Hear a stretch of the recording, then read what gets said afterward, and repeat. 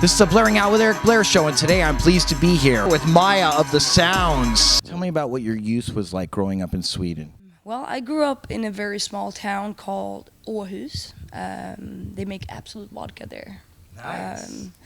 It's a very nice little village, but I moved with my mom. My father passed away when I was 8, and then my mom and my siblings moved to a different city called Helsingborg, and that's where I met the guys in high school. We started the band in high school, so my whole youth I've been playing in different bands. I started out playing French horn when I was like 8. I started to play guitar when I was 13. And I played in a girl band, and I played in another band. We mostly Smashing Pumpkins covers. And then I ended up in the same class as Felix, the guitar player. And he asked me one day to join the band on one condition, that I had to sing. And I'm like, oh, God, fuck. Okay, I'll do it. What do you remember about the first time that you fronted what would become the Sounds? That the club owner was too lazy to even give us any monitors, so I couldn't hear myself sing, and I got pretty pissed off, and I kicked the mic stand, and we got good reviews because people thought I was like all crazy, and yeah, I don't know. It was a funny first show, but it probably sounded really bad.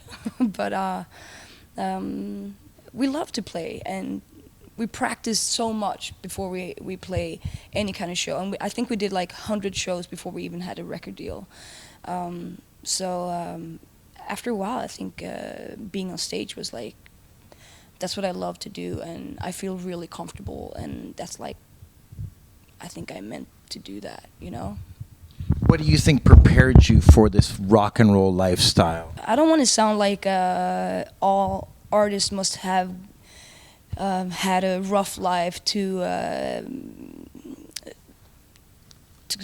don't know, to have that kind of passion, but I think definitely I've had a lot of things going through. You know, my childhood was both good and bad. I've lost, you know, really good friends when they were really young, and I was really young, and my father passed. You know, I had a lot of crappy shit going on when I grew up, and that was basically the reason to why I wanted to play music, because as a teenager, I was really pissed off. I was really angry at the world. I was angry at everybody, at school. I was a pretty angry kid, and I wanted revenge. And I think that was the reason to why I'm like, dude, if we start a band, I'm gonna show those that, you know, I'm more than this. So I think the older I got, I'm not angry anymore. Now I'm just living the dream, you know. But that was definitely the beginning. I was out for revenge. So what is your overall message to your fans? You know what? I think music is one of those things in life that can change people, you know? You can have the worst day ever, or you can have had like a super traumatic thing happen to you, and you come and see a sound show, and you will leave that show with a smile on your face, you know? And music can do that to you, and I think we have the ability to actually make people enjoy themselves, just even if it's just for an hour and a half. They're gonna have a good time, and I want to give that to our fans. I want them to enjoy going to see our live shows, but I also want to, I think our records, a lot of people think that it's like all happy, up-tempo, kind of dancey songs, but they have more meaning in them than just that. I think we've always had a little bit of that melancholy, that kind of Scandinavian darkness combined with the dancey vibe, I guess. There's both the darkness and the lightness in our music, I think. Do you think time is our friend, or you think it's our enemy? That's a good question. I think no, it's definitely not it's not an enemy. I think time is good, you know. I'm glad.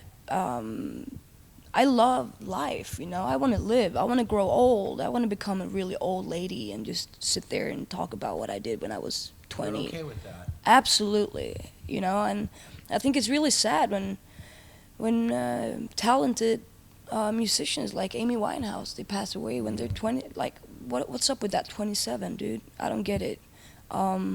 It's really tragic. I want to grow old. I want I want to see stuff. I want to travel the world. I want to meet people. I want to experience things. And even though I've lived a really crazy life from time to time, I've always enjoyed it. I've never been, how do you say, even if I've been partying really hard, it's never because I was sad about something. It's because I wanted to have an even better time, you know? Like, I have a good time, but I want to have an even better time. What inspired the title of your new album and song, Something to Die For? Well, that was the first song that was written for the album, and I think it almost became like the blueprint for the rest of the album. And for us, it's a very positive message, because like I said, we've been together for 13, 14 years, and this is what we live and this is what we die for. Like, I would take a bullet for Felix, you know, like, I love him.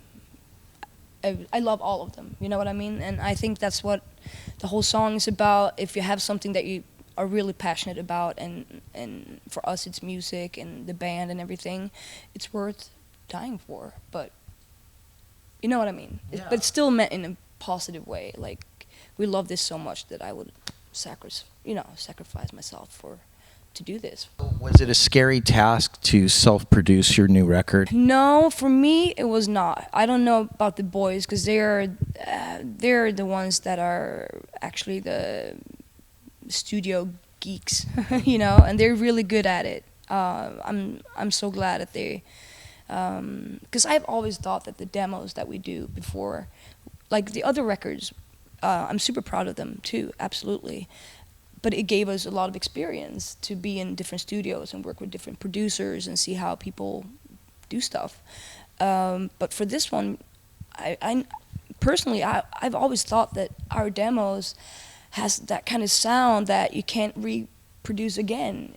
You can do it once, but the more time you record a song, it kind of gets lost on its way. Yep. So we're like, dude, if we do it on our own, we know exactly what we want to sound like. We're not going to compromise with anybody. We're going to do a song. If it's going to be a 5-minute long song with a weird intro, I want to have it like that. Let's keep it like that. And I think that was really, really good for everyone. We had an engineer with us, a guy called Brian, and that was really good because he was almost like a dad, you know, like, kids, today we're going to do guitars, otherwise, you know, because you have to be so disciplined when you have 6 weeks and you got to record an album and you're like in your hometown.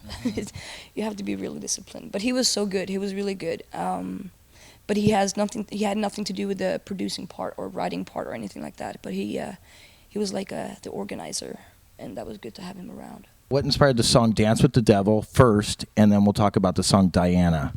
Oh, well, honestly, you should actually pretty much talk to the guys, because I didn't write the lyrics for those two songs, but I do know what they're about. Dance with the Devil is, for me at least, it's when you know you're up to no good, but you still want to do it, and you know you're on thin ice right now, but that's when you're kind of dancing with the devil. The song Diana. Actually, Jesper, the keyboard player, he wrote that song. I love that song. That's actually one of my favorite songs on the album. I think it's really bad to say and explain too much about what the songs are about, because I know growing up listening to music, and even when I didn't know any English, I asked my older brother to translate like a Depeche Mode song. Like, what does he mean? And when he explained it to me, I'm like, dude, no, it doesn't. No, that's not what it's. No, I don't want to know. You know. Yeah. But to me, I had this friend when I grew up. Her name was Diana. I wrote a song about her called 7 Days a Week, and she passed away from an overdose. She was a prostitute, but she was my best friend, and her name was Diana. So for me, even though I know it's not written just because of her, I still think of her when I sing it. So it's a really good song, I think. So you have to tell me what it was like touring with No Doubt in 2009. That must have been amazing. It was really cool. It was so different though. Like, it was like, we've been on tour with so many different bands. We've done everything from Warped Tour to like The Strokes. We've been playing Foo Fighters, and No Doubt was, when I grew up, I remember No Doubt. They were huge. I was not like a huge fan. I knew about them and I heard their songs everywhere, all the time. So when they asked us to be part of it, I think it was just like, you can't turn this down. It's like, this is major, this is really big. And they are the most amazing band ever. They are so sweet and so cool. And the first thing they did, the first day on the tour, they came into our dressing room, everybody, and they were like shaking hands, my name is this and that, and they gave us a big box of DVDs, because you know you need that on the tour bus. Yeah. And they're just like, welcome to our tour, and they took such good care of us, man. The whole crew was so awesome, the band was great, and then she asked me to do a duet every night with her on stage. Yeah. That's awesome. Yeah, so it was... what was that like? It was so frightening, because she asked me one day, and she pretty much asked me to sing that same night. So I had to learn the lyrics and just go up on stage and sing that song with her, which is, yeah, that was pretty amazing. I will never forget that tour. That was one of the best ones we've ever done. You are so known for your makeup. Now, you do your own makeup, right? I'm a makeup artist. You do your own makeup, correct? Yeah. Your makeup is the bomb. Is it the same makeup on the album covers? You do your own makeup? Absolutely. Yeah. Dude, that's so funny that you say that. I was actually talking to Gwen Stefani about that.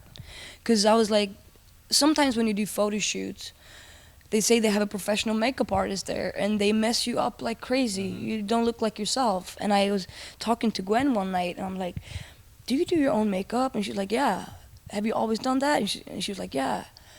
Cool. Because so do I. And I didn't know if is it only me, or no, Gwen Stefani does it too, then I can do it as well. So thank you very much for the compliment. I think like going to art school and all that, I love to draw, and I know my face better than anybody else. So I think I'll do my makeup better than anybody else. Which brand you like? I'm a good friend with Kat Von D. I was playing a song with her in New York during Fashion Week, and she has her own brand. Through Sephora. Exactly, and that's her eyeshadow I'm wearing right now. Wow. I love her. She's a good girl. What's next for you and the Sounds? Oh, what's next? We're gonna have an awesome show tonight, obviously. Then we're gonna head north again, Seattle and Vancouver, and then we're gonna fly back home, celebrate Christmas and New Year's, and then we're gonna do a European tour, late January, early February next year, and then we're gonna continue touring until we write a new album. Killer. Maja, thank you for being on the Blairing Out with Eric Blair show. Thank you. This is Blairing Out with Eric Blair with Maja of the Sounds signing off. Bye-bye. Boom shakalaka. The Blairing Out show.